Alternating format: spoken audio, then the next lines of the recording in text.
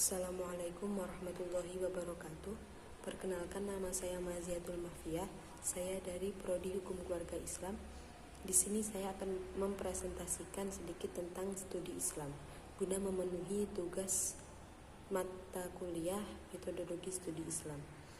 Langsung saja masuk ke materi. Yang pertama adalah pengertian studi Islam. Secara etimologis, studi Islam adalah terjemahan dari bahasa Arab Dirosah al-Islamiyah yang artinya pelajaran tentang Islam. Sedangkan secara harfiah, studi Islam adalah kajian mengenai hal-hal yang berkaitan dengan Islam. Secara terminologis, studi Islam adalah usaha sadar dan sistematis untuk mengetahui dan memahami serta membahas secara mendalam tentang seluk-beluk atau hal-hal yang berhubungan dengan agama Islam, baik berhubungan dengan ajaran, sejarah, maupun praktik-praktik pelaksanaannya secara nyata dalam kehidupan sehari-hari. Yang kedua adalah urgensi studi Islam. Urgensi studi Islam ada dua. Yang pertama, umat Islam saat ini berada dalam kondisi problematik.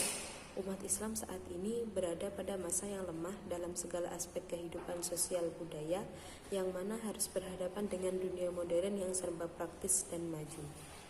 Kemudian umat Islam dan peradabannya berada dalam suasana problematik. Perkembangan iptek telah membuka era baru dalam perkembangan budaya dan peradaban umat manusia. Dunia tampak sebagai suatu sistem yang saling memiliki ketergantungan.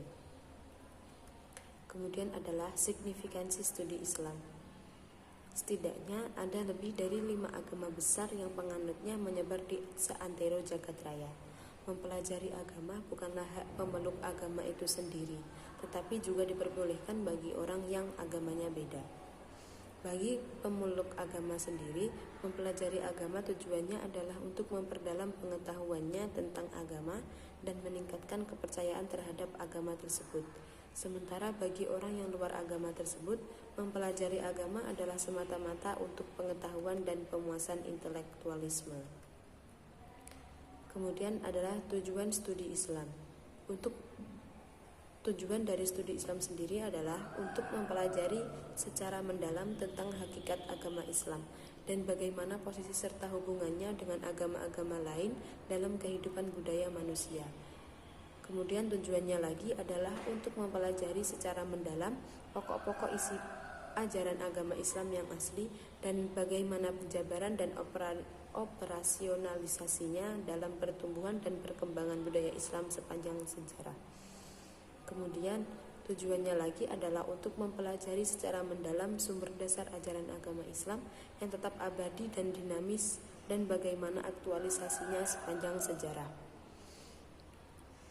Kemudian untuk mempelajari secara mendalam prinsip-prinsip dan nilai-nilai dasar ajaran agama Islam dan bagaimana realisasinya dalam pembimbing dan mengarahkan serta mengontrol perkembangan budaya dan peradaban manusia pada zaman modern ini.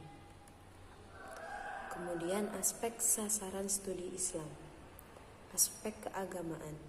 Kerangka ajaran yang terdapat dalam Al-Quran dan Hadis tetap dijadikan sandaran sentral agar kajian keislaman tidak keluar dari teks dan konteks. Dari aspek tersebut, wacana keagamaan dapat ditransformasikan secara baik dan menjadikan landasan kehidupan dalam berperilaku tanpa melepas kerangka normatif. Lalu aspek keilmuan. Studi keilmuan memerlukan pendekatan kritis, analitis, metodologis, empiris, dan historis. Dengan demikian, studi Islam sebagai aspek sasaran keilmuan membutuhkan berbagai pendekatan. Kemudian asal-usul dan perkembangan studi Islam. Yang pertama adalah pada masa Rasulullah SAW di Makkah. Masa ini berlangsung sejak diangkatnya beliau menjadi Rasul sampai beliau hijrah ke Madinah dalam usia 53 tahun atau sekitar 12,5 tahun dari diangkatnya beliau menjadi Rasul. Masa ini merupakan fondasi bagi kekuatan Islam, yaitu keimanan dan akhlak. Yang kedua adalah masa Rasulullah SAW di Madinah. Masa ini dimulai semenjak hijrah beliau dari kota Mekah ke Madinah sampai dengan wafat beliau tanggal 12 Rabiul Awal 11 Hijriah atau berjalan kurang lebih 19 tahun. Yang ketiga, pada masa sesudah Rasulullah SAW. pengembangan ajaran Islam dilakukan oleh para sahabat.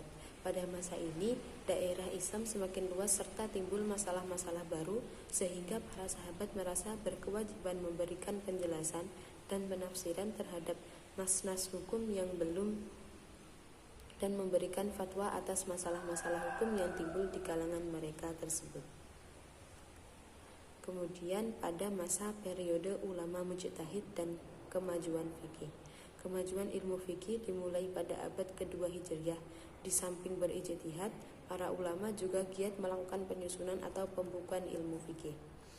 Yang kelima adalah periode taklid.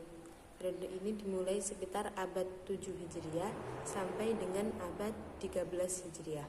Pada abad ini, para ulama umumnya tidak lagi melakukan ijtihad. Mereka hanya membeda-bedakan mana dalil yang kuat dan mana dalil yang lemah, sehingga bisa dikatakan para ulama pada masa ini dalam keadaan statis. Kemudian yang keenam adalah periode kebangkitan umat Islam.